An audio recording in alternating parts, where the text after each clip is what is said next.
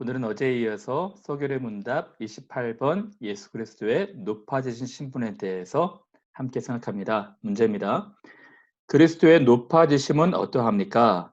그리스도의 높아지심은 네 가지인데요. 사흘 만에 죽은 자 가운데 살아나신 것과 부활, 하늘로 올라가신 것과 승천, 하나님 아버지의 우편에 앉아 계신 것과 우편 제위, 마지막 날에 세상을 심판하러 오시는 것입니다. 재림주로 오시는 것입니다.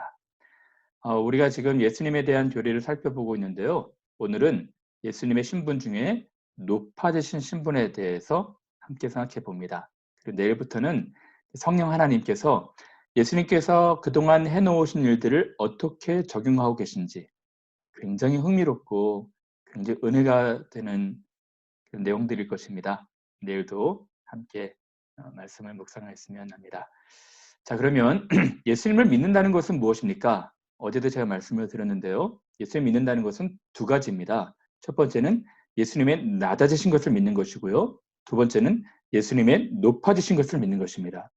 예수님께서는 자기를 하나님과 본체셨지만 동등됨을 취할 것으로 여기지 아니하시고 자기를 비우시고 또 자기를 비하하셨습니다. 이것을 어제 살펴보았는데요. 첫 번째는 성육신 하시고 성육신 하셨을 뿐만 아니라 이제 율법에 자신을 복종시키시고 고난까지 받으시고 십자가에 돌아가셨죠. 그리고 무덤에 장사되신 것입니다.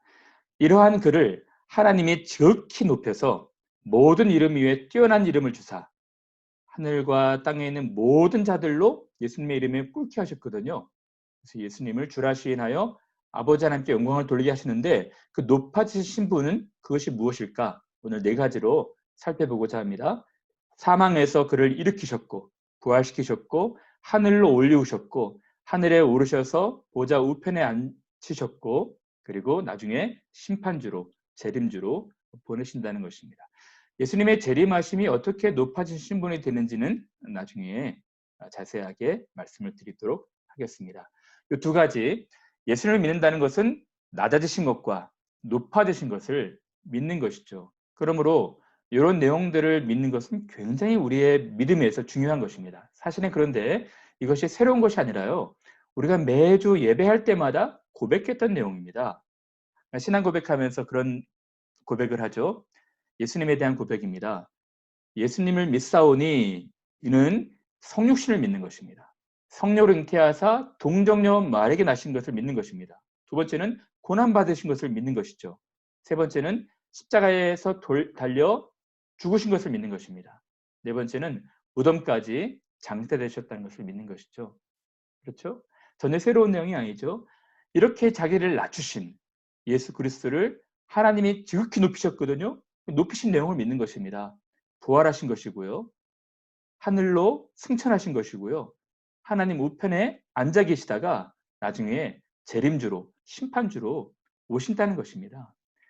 여러분, 그러므로 예수님을 믿는다고 할 때 이 두 가지 예수님이 자기를 낮추신 신분과 하나님이 그를 높이신 신분을 믿는 것이 매우 중요한 것입니다.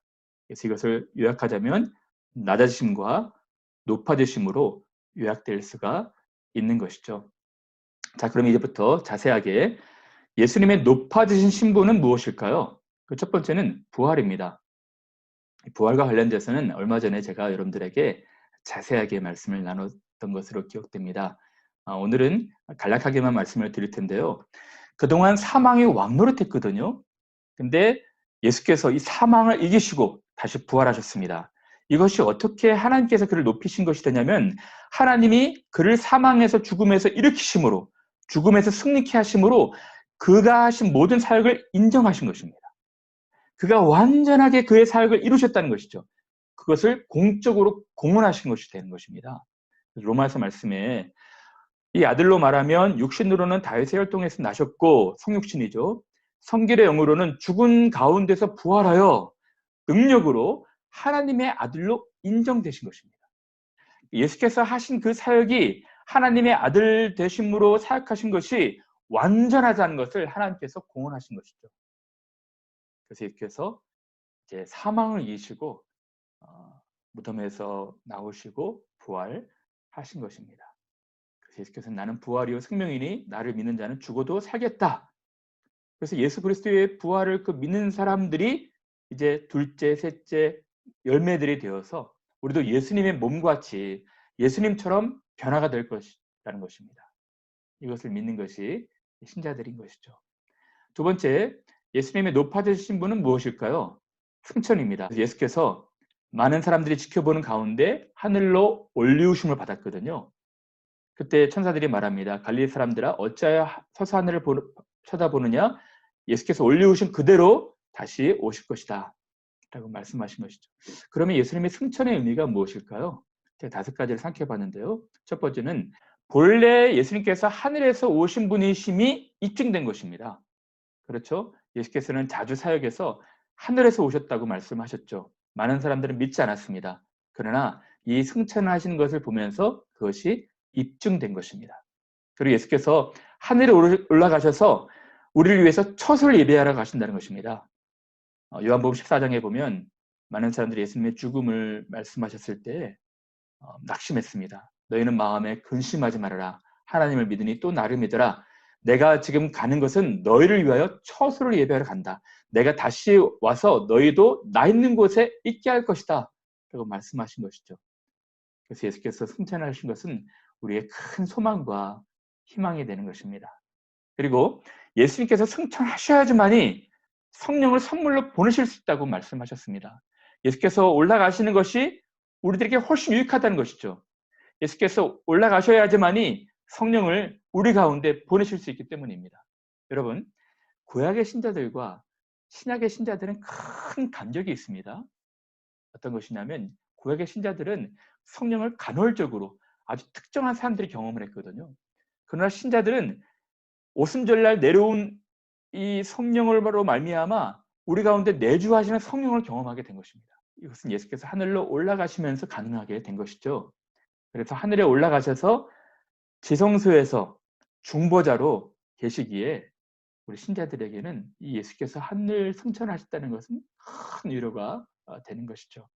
그리고 하늘로 올라가신 것처럼 다시 오실 것이라고 천사들이 갈릴리 제자들에게 말씀을 한 것입니다.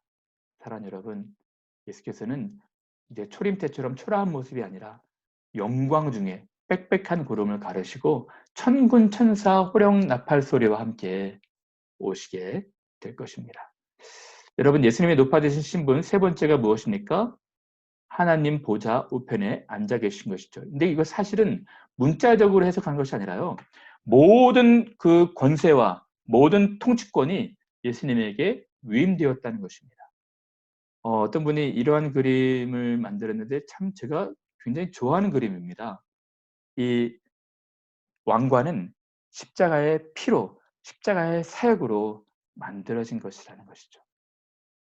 그래서 저도 3가지만 짧게 설명을 하자면 우편에 앉아 계시다는 것은 통치의 권세를 의미하고 있는 것입니다. 그리고 두 번째는 위엄과 존엄의 만유의 통치자로 통치권을 위임받으실 것이죠.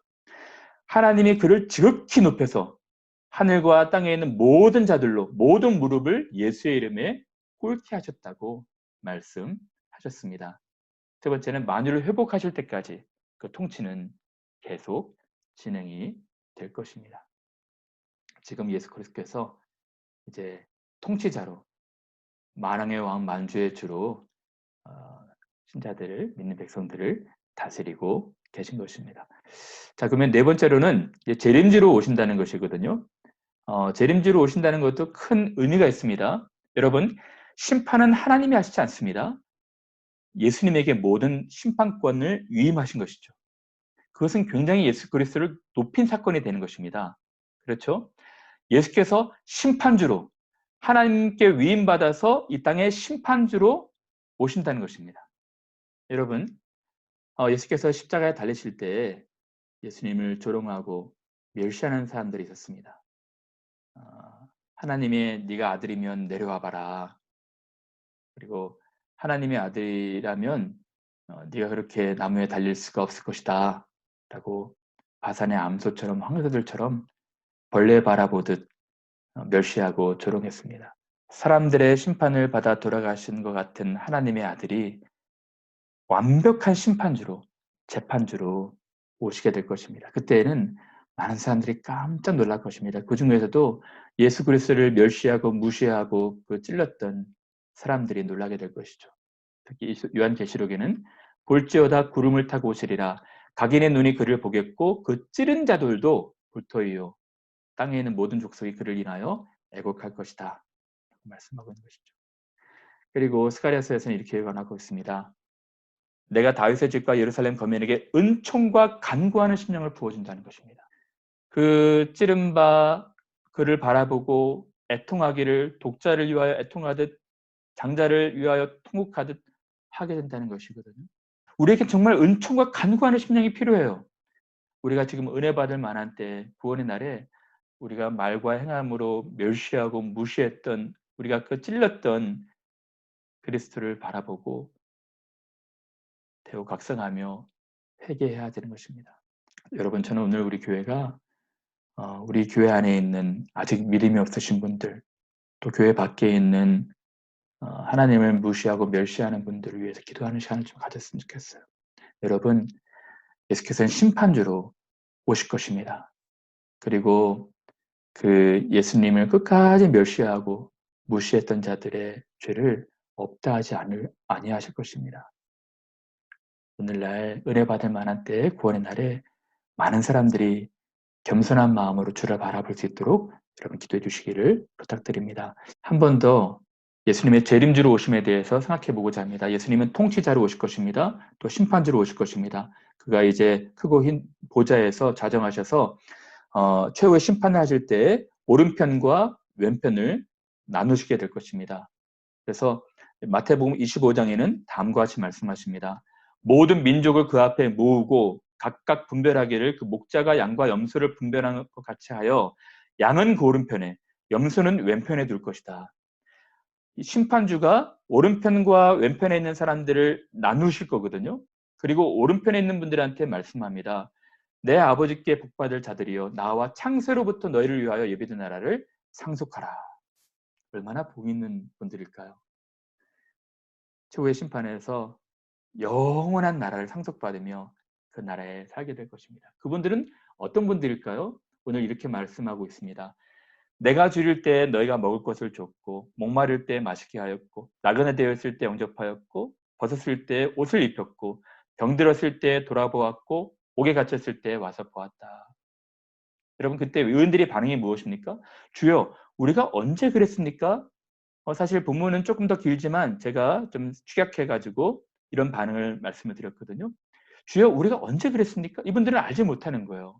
예수께서 말씀하십니다. 내가 진실로 너에게 이르노니 너희가 여기 내 형제 중에 지극히 작은 자 하나에게 한 것이 곧 내게 한 것이다. 라고 말씀하시는 것이죠. 또 왼편에 있는 자들에게도 똑같이 말씀하십니다. 왼편에 있는 자들에게 이르시되 나를 떠나 영영한 불에 들어가라. 너희가 내가 줄일 때 먹을 것 주지 아니하였고 목마를 때 마시게 하지 아니하였고 나그네 되었을 때 영접하지 아니하였고 벗었을 때 옷 입히지 아니하였고 병들었을 때와 옥에 갇혔을 때 돌아보지 아니하였다. 똑같이 악인들도 반응합니다. 우리가 대체 언제 그랬습니까? 근데 예수께서 말씀하신 것이죠.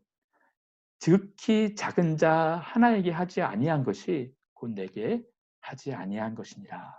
저희는 영벌에 의인들은 영생에 들어가게 된다는 것입니다. 여러분 여기서 우리가 주목해야 될 것이 여러분 구원은 믿음으로 받지 않습니까? 그렇죠? 근데 여기서는 행함을 말씀하고 있어요. 믿음으로 구원받는 것이 분명하지만 참된 구원받는 믿음은 행함이 있다는 것입니다. 믿음과 행함은 별개가 아닌 것이죠. 행함이 있는 믿음이 살아있는 믿음, 참되고 진실한 믿음인 것입니다. 그 행함이 무엇입니까? 연약하고 가련하고 도움이 필요한 사람들을 돌아보는 것입니다. 말과 혀로만 사랑하는 것이 아니라 행함과 진실함으로 사랑하는 것이죠. 사랑하는 여러분, 여기 그 왼편에 있는 사람들 밑에 부자와 나사로의 그림도 가져왔거든요. 여러분, 부자는 날마다 호화로 연락했습니다. 부자의 죄가 무엇입니까? 문 밖에 있는 헐벗은 나사로를 돌보지 않은 것입니다. 그를 자기의 몸처럼 자기 이웃처럼 생각하지 않았던 것이죠. 여러분, 그러므로 우리가 살아갈 때 우리의 도움을 필요로 하는 사람들을 우리가 멸시하고 무시했다면, 또 그들에게 인색했다면 우리의 죄가 없다 하지 아니하실 것입니다. 이제 적용하고 마칠까요? 예수님의 비하와 승기에서 우리에게 적용할 내용이 무엇입니까? 세 가지로 생각해 보았습니다. 첫 번째는 우리를 비우고 낮출 때 하나님이 우리를 높이신다는 것입니다. 이것이 하나님의 나라의 원리예요. 우리를 비우고 낮출 때 하나님이 예수 그리스도를 높이신 것처럼 우리를 하나님의 은혜 가운데서 높이신다는 것입니다. 여러분, 그러므로 여러분들이 이러한 십자가 사랑을 실천하며 여러분들에게 비움과 비하가 있는 그런 삶이 되었으면 좋겠습니다. 두 번째로는 예수님이 처음 오신 것처럼 반드시 오실 것을 믿어야 합니다. 초림 때는 초라한 모습으로 마국간에서 태어나셨지만 이제 다시 오실 때에는 영광 중에 오실 것입니다. 그리고 창세전부터 예배된 나라를 상속해 할 것입니다. 자들은 그날이 가까움을 볼수록 더욱 경건한 마음으로 그날을 대망하며 살아야 될 것입니다. 그러한 분들은 이제 이 땅을 살아갈 때 우리 주변의 사람들을 돌보고 섬겨야 되며 연약한 자를 대할 때 죽게 하듯 해야 하는 것입니다. 오늘은 특별히 제가 노숙자에 대한 말씀을 광고사항을 좀 드릴까 합니다. 여러분, 우리 영국 캠브리지에도 많은 홈리스들 분들이 계시죠. 근데 제가 참 얼마 전에 우리 영국교회 분들한테 좀 메일을 받았는데요. 참 감동적인 메일을 받았습니다. 지금 코로나 현상으로 힘들어하는 분들이 많지만 그 중에서도 가장 힘들어하는 분들이 노숙자, 집 없는 분들이라고 합니다. 길거리에서 구걸도 하지 못하고 상점도 다 닫아가지고 정말 이분들은 너무 지금 힘들고 어려운 상황인 것 같아요. 근데 캠브리지에는 영국 교회 몇 교회들이 이제 셀프 펀딩해서 이분들을 위해 음식을 만들어주고 음식을 격리소에 배달하는 역할들을 오랫동안 6주, 7주 동안 해왔던 것 같아요. 이제 우리 교회도 동참하고자 합니다. 우리 교회도 이제 이번 주에 광고를 하고 다음 주에 특별헌금, 구제헌금을 좀 걷어서 이분들을 위해서 도움을 좀 드렸으면 좋겠고요. 또 실제적으로 물품, 품목들을 좀 전달하는 그런 역할들을 하고자 합니다. 이 아름다운 이 귀한 사역에 우리 한인교회도 동참합니다. 여러분, 이분들 위해서도 계속 기도해 주시기를 바라고요. 또 우리 주변에 우리의 도움이 필요로 하는 분들 위해서도 여러분 계속해서 기도해 주셨으면 좋겠습니다. 그들의 필요가 우리 눈에 들어와야 되는 것입니다. 이런 현상 때 어려운 분들을 위해서 여러분 계속해서 기도를 좀 부탁드립니다. 이제 문제를 읽고 마칠까요? 오늘 문제입니다. 그리스도의 높아지심은 어떠합니까? 그의 높아지심은 사흘 만에 죽은 자 가운데 살아나신 부활과 하늘로 올라가신 승천과 하나님 아버지 우편에 앉아 계신 우편 제위와 마지막 날에 세상을 심판하러 오시는 재림주가 되는 것입니다.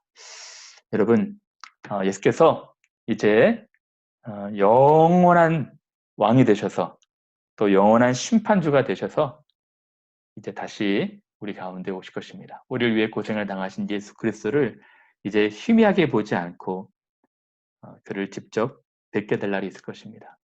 이제는 저와 같이 부족한 설교자의 음성이 아니라 예수 그리스도의 음성을 친히 듣게 될 것입니다. 사람이 만든 곡으로 찬송하는 것이 아니라 천사와 함께 우리가 찬송하게 될 것입니다. 그날이 가까움을 볼수록 더욱 경건하게 믿음과 선한 실로 살아가시는 저와 여러분 되시기를 바랍니다. 감사합니다. 건강한 하루 되십시오.